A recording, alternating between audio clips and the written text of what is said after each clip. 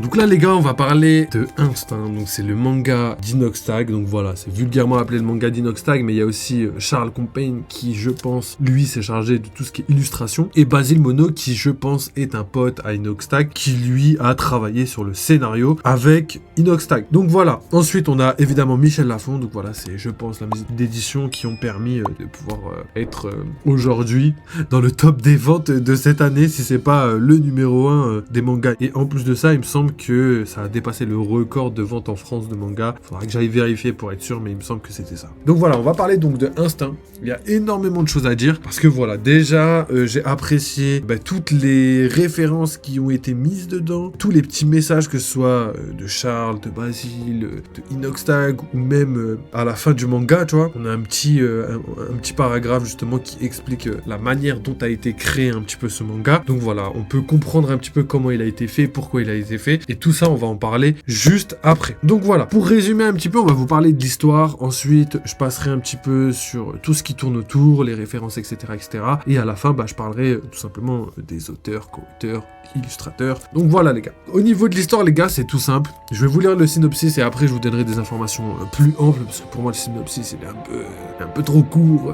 Donc voilà. Instinct, c'est Aki, un homme de 19 ans, qui a le don de voir les intuitions d'autrui. Il perçoit l'aura de ceux qui l'entourent et doit constamment supporter la nature humaine. Au moment où Aki apprend qu'il est atteint par un virus incurable, qu'il ne lui reste quelques mois à vivre, il rencontre Luna, une jeune fille intrigante qui lui laisse entrevoir un monde meilleur. Mais quel sera le prix à payer? Donc voilà, en gros, Aki, c'est la personne qu'on voit justement sur la couverture. Donc voilà, c'est un mec qui va en cours, qui va à la fac, il fait sa vie et tout. Et justement, dans sa ville, même je dirais même dans le monde, on n'a pas plus d'informations sur ça, mais on verra ça plus tard dans les prochains tomes. Et tout simplement, il y a une maladie qui ravage un petit peu le monde. Et c'est une maladie qui s'appelle le Noctus. Une fois que tu attrapes le Noctus, au bout de 9 mois, tu meurs. En gros, une tache se développe sur ton corps, et si la tache enveloppe la totalité de ton corps et recouvre ton cœur s'arrête. Donc ça, c'est une maladie incurable qu'on ne comprend pas au début et qui justement va s'expliquer petit à petit au fur et à mesure du manga. Et en plus de ça, au niveau de la maladie, c'est assez marrant parce que il y a, on dirait, des petites références. On voit qu'il y a des personnes qui sont discriminées parce qu'ils ont contracté la maladie, ils sont mis à l'écart, les gens ont peur, ils ne comprennent pas la maladie, ils n'ont pas d'informations. Donc voilà, je pense qu'il n'y a pas besoin de le dire, vous savez un petit peu à quoi je veux faire référence. Donc ça, c'est assez intéressant parce que justement, il y a plein de références qui sont propres à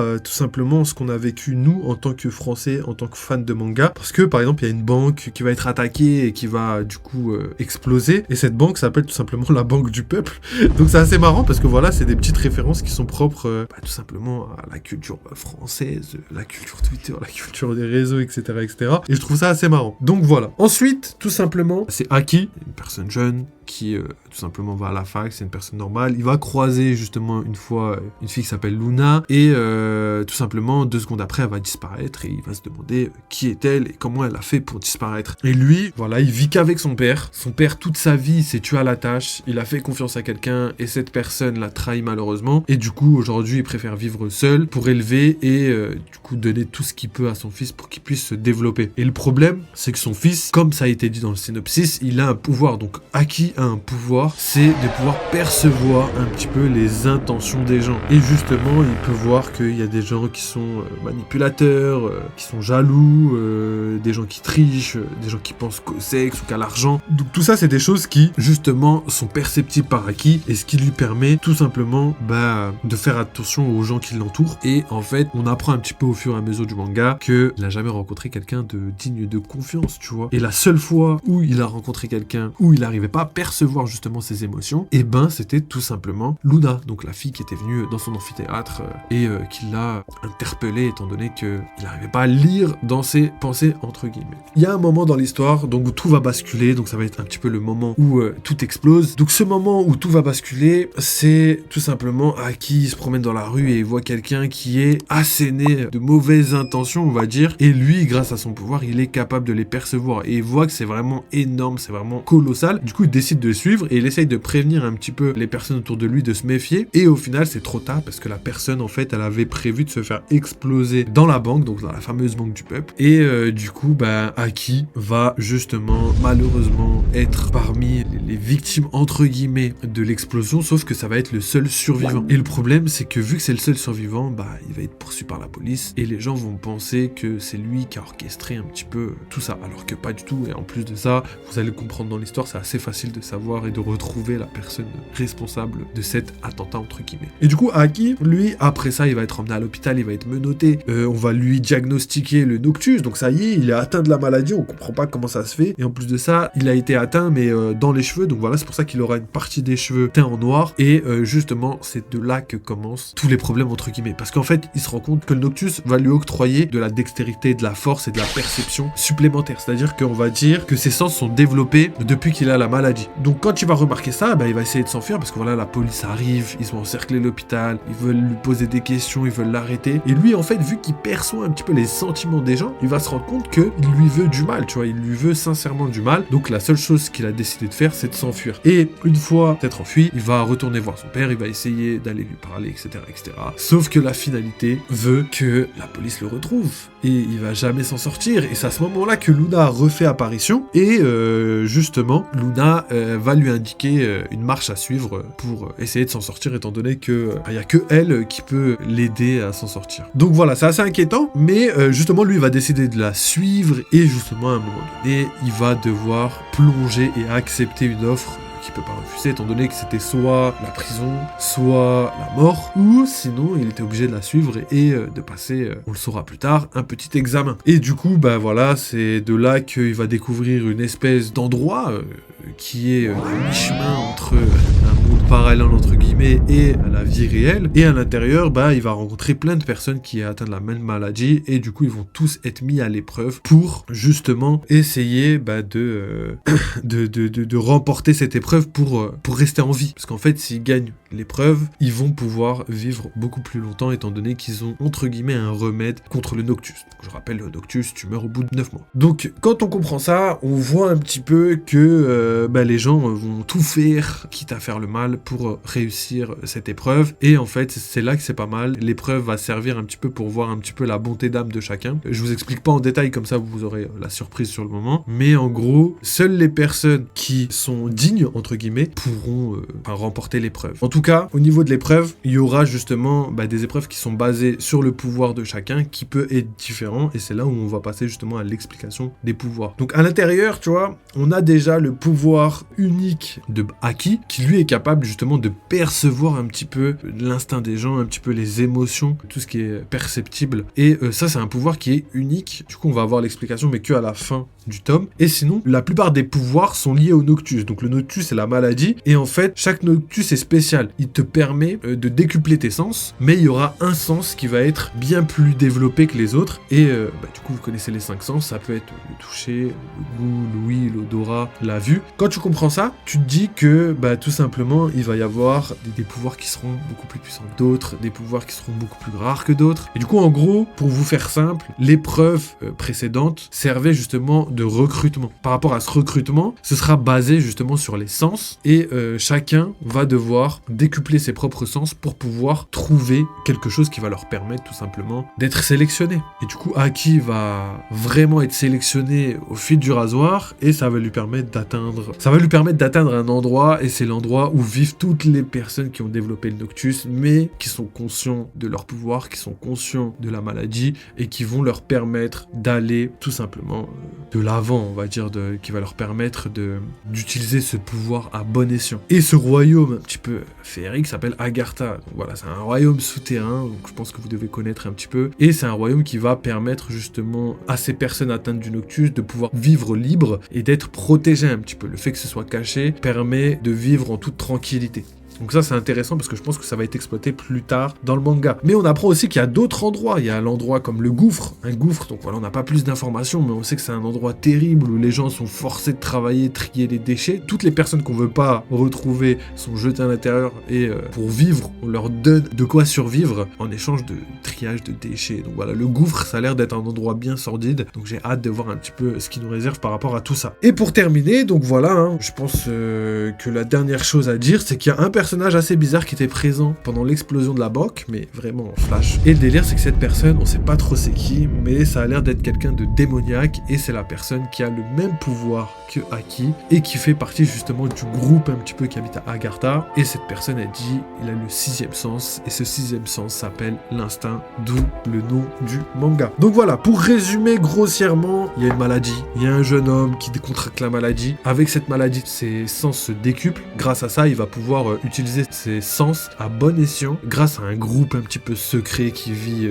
en marge de la société, dans un royaume féerique, pas si je peux dire féerique, mais légendaire, on va dire, qui se nomme Agartha. Et à l'intérieur de ce royaume, donc voilà, les gens vivent cachés, mais en même temps, ils exercent des tâches pour pouvoir vivre plus longtemps. Pourquoi? Parce qu'en fait, ils ont développé un remède, et au lieu d'être payés en argent ou quoi que ce soit, ils sont payés en espérance de vie. Donc voilà, c'est ça qu'il faut retenir. Et du coup, chaque tâche va servir à ça. Donc voilà, on sait pas comment a été développé le remède, on sait pas il a été fait à partir de quoi, on a quelques petites informations qui pourraient nous guider un petit peu, mais voilà, tout ça pour vous dire que personnellement, j'ai vraiment été surpris du manga, parce qu'en fait, les premières pages, quand je le lis et tout, je dis, waouh, ça commence à être bateau, j'ai peur un petit peu de la direction qu'ils vont prendre, hein. On a vu les références avec potentiellement la maladie, hein, comme je vous ai dit, hein, la maladie à la chauve-souris ressemble étrangement à ce qui se passe dans le début du manga, et au final, on voit que ça a été ultra bien travaillé, ça se voit qu'ils se sont bien creusé la tête, l'intrigue a très bien marché, il y a même des endroits un petit peu sordides qu'on aimerait bien découvrir prochainement, que ce soit le gouffre ou que ce soit autre part, on sait pas un petit peu ce que nous réserve l'avenir. Et il y a aussi les pouvoirs, donc voilà, les sens qui sont décuplés, etc. Et je vous l'ai pas dit, mais voilà, la plus rare, c'est le toucher, et c'est le pouvoir de Aki. Et en plus d'avoir ce pouvoir, il a un 6e sens qui s'appelle l'instinct, et ce 6e sens est je dirais pas le plus puissant, mais en tout cas, c'est la personne la plus puissante qu'on connaît actuellement dans le manga qui possède exactement le même pouvoir. Donc ça doit être quelque chose qui est encore plus rare que simplement les 5 sens, tu vois. Et ce qui est assez intéressant, c'est que vu qu'on voit que Aki du coup maîtrise 2 pouvoirs, donc 2 sens, on pourrait supposer que certaines personnes puissent maîtriser les 5 sens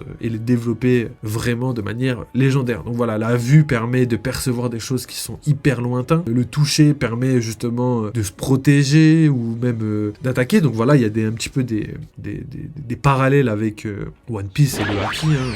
Et d'ailleurs, je pense que si son nom a été choisi, si on l'appelle Haki, je pense que voilà, ça a vraiment du sens par rapport à Instinct, déjà le titre du manga, mais aussi par rapport au pouvoir qui décuple l'essence, hein. On a le Haki de perception qui pourrait être assimilé un petit peu à la vision, hein. On a le toucher qui pourrait être le Haki de l'armement. Donc voilà, on a des références qui sont bien faites, et je trouve pas que ce soit quelque chose de copier-coller. Donc voilà, c'est ça que j'aime énormément. Donc voilà, au niveau des pouvoirs, c'est divers et varié, la mécanique est ultra bien travaillée. Je trouve qu'ils ont fait un travail monstre, et j'étais assez choqué parce que franchement j'avais beaucoup d'appréhension juste déjà de voir un manga qui bat les records en France, alors que frère, je suis même pas sûr que, enfin à la base j'étais même pas sûr que c'était un manga digne de ce nom, tu vois. Quand tu vois qu'il y a One Piece, quand tu vois qu'il y a d'autres mangas légendaires, tu te dis non mais comment il peut battre les records, c'est hardcore, tu vois. Et au final, quand tu le lis, je trouve que c'est bien travaillé. C'est bien travaillé, il y a de l'intrigue, il y a des bons personnages, il y a le côté dépassement de soi qui va prochainement arriver, parce que voilà, on est encore au début, mais il y a aussi les sentiments véhiculés, en gros. La manière dont les gens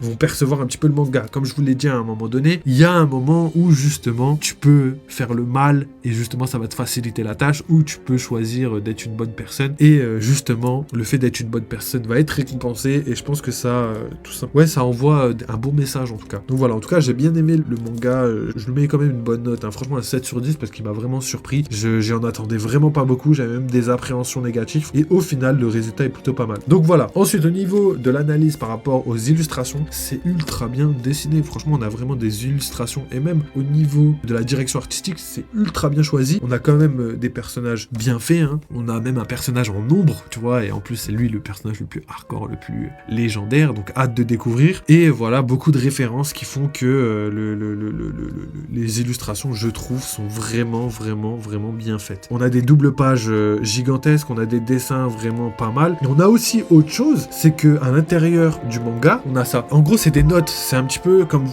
je sais pas si vous vous rappelez, mais c'est comme par exemple dans l'Attaque des Titans, pendant la pause là, du milieu de l'épisode, on a justement des notes qui permettent d'avoir des informations sur l'univers, sur la mécanique, etc., etc. Et là, c'est exactement la même chose. On a des petites informations entre chaque chapitre qui permettent justement d'avoir des informations complémentaires par rapport à ce qu'on sait déjà. On a voilà les détails des pouvoirs, etc., etc. Donc ça va permettre justement d'avoir énormément d'informations complémentaires. que ce soit sur la narration, sur l'histoire, sur les pouvoirs, sur la mécanique. Donc voilà, je trouve ça ultra bien fait. Et aussi, évidemment, on a des commentaires, que ce soit d'Inoxtag, que ce soit de Basile ou même de Charles. Franchement, je trouve que c'est ultra bien fait. Donc voilà, je pense avoir fait le tour par rapport aux illustrations. Et là, maintenant, on va passer au côté, tout simplement, message, comment le manga a été créé, etc., etc. Donc en fait, Inoxtag va se confier un petit peu sur le fait que voilà, il avait un rêve depuis très très longtemps. Il explique même que c'était un rêve qui datait de bien avant l'Everest et que tout ça a été entrepris bien avant l'Everest. Et en fait, pendant une rencontre, il a rencontré quelqu'un, donc c'est Charles, qui lui a dit écoute, si jamais tu as l'intention de faire un manga un jour, tu m'appelles, je le fais avec toi, je démissionne de mon taf. Et du coup, Inox, vu que c'était son rêve, il a pas attendu une seconde et le lendemain, il le rappelait pour lui dire de taffer dessus, tu vois. Et du coup, ce qui est intéressant, c'est que justement, Inox lui a donné sa chance et c'est quelque chose qu'il avait travaillé bien avant l'Everest. Il me semble qu'il a dit que lui et Basile, ça faisait 3 ans qu'il travaillait dessus et qu'il a continué à travailler dessus, même pendant l'Everest. C'est-à-dire que quand il était au camp de base et tout, il a appelé pour donner des instructions, etc., des informations complémentaires pour créer justement son manga. Et ça, j'ai trouvé ça ultra sympa parce que c'est quelque chose qui montre que voilà, le manga n'est pas sorti de nulle part. Tu vois, moi j'avais peur qu'à cause de l'Everest, tu vois, ce soit un manga bâclé ou que ce soit même pas lui qui soit dessus. Et au final, pas du tout. C'est quelque chose qui a été travaillé depuis très très longtemps. Et le fait de l'avoir sorti là, en fait, c'est juste parce que limite, il aurait peut-être pu sortir avant, mais à cause de l'Everest, voilà, ça a dû mettre un peu plus de temps et ils ont décidé de le sortir après pour être sûr de la qualité et de la finalité du manga. Donc voilà. Mais on a donc des pages qui expliquent un petit peu tout ça, qui vous montrent un petit peu dans quel état d'esprit étaient tout simplement les personnes qui ont créé le manga. Hein. Ils sont 3 en tout cas, plus tout ce qui est maison d'édition, tout ça. Et justement, je trouve que c'est ultra bien fait parce que voilà, on a des petits messages, on a donc des commentaires par rapport à ce que Inox a vécu, on a même des remerciements par rapport à Oda, par rapport à Kishimoto qui ont influencé un petit peu Inox. On a énormément de choses et ça, je suis assez content parce que on a vraiment tous les détails de la construction, que ce soit du manga. On a aussi les références, tu vois, il s'est confié sur les références. On a tout ce qui s'est passé pendant la création du manga et on voit qu'en fait, c'était pas quelque chose de fait à la va-vite, ce que j'avais peur. Et la finalité veut que ce soit quelque chose de qualitatif. En tout cas, moi, j'ai bien kiffé. Franchement, j'ai adoré. Hâte de découvrir avec vous prochainement le tome 2 et franchement, j'ai rien d'autre à dire. Donc voilà, pour clôturer, je dirais franchement que c'est un manga qui m'a vraiment surpris parce que je m'attendais vraiment à rien. J'avais vraiment des appréhensions négatives. Je me disais, voilà, c'est un manga, frère, ça me fait chier qu'il y ait des mangaka qui se tuent à la tâche et qu'au final, ce soit ce manga qui soit mis en avant et tout. Mais au final, il mérite vraiment d'être mis en avant parce que c'est un manga qui déjà défend des bonnes valeurs, qui a une bonne construction, une bonne intrigue, des bons personnages, des illustrations dignes de ce nom. Et franchement, moi, j'ai adoré découvrir ce livre. Hein. Même les premières pages, j'étais plutôt assez critique. Et en fait, il y a 2-3 trucs qui m'ont dit, ah ouais, ça, ils sont taffés. Ils se sont bien creusé la tête, tu vois. Et vraiment, c'est quand t'arrives aux 3/4 du manga vers la fin, là, tu te dis, ah ouais, ils sont bien creusés la tête. Hein. Ils ont vraiment bien taffé. Hein. Au niveau des pouvoirs, c'est ultra cohérent. Tout est bien pour l'instant. Donc, à voir un petit peu sur le long terme, parce qu'effectivement, c'est que le tome 1. Là, ce qui va être dur, c'est de rester cohérent jusqu'à la fin. Donc voilà, j'espère qu'ils ont la fin de leur manga en tête. Je l'espère, je prie, parce que sinon, j'ai peur que...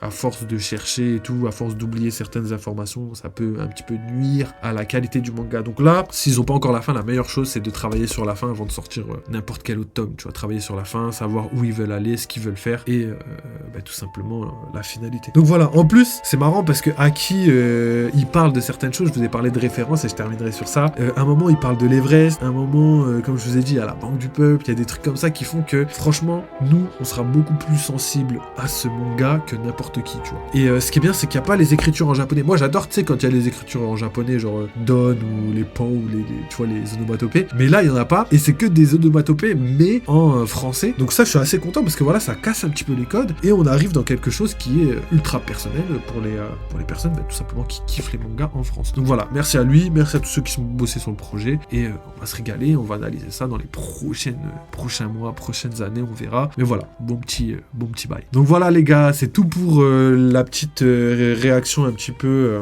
et la présentation du manga d'Inoxtag. Donc voilà, j'espère que vous avez kiffé. N'hésitez pas du coup à rejoindre la team, à nous envoyer de la force. N'hésitez pas même à mentionner Inoxtag si jamais il veut avoir le retour sur son son livre, hein, même si je pense qu'il a déjà eu plein de retours. En tout cas, hâte de découvrir la suite parce que voilà, je trouvais que c'était quelque chose d'assez sympathique. Donc voilà, n'oubliez pas, vive les jeux vidéo, vive One Piece et je vous laisse sur ça.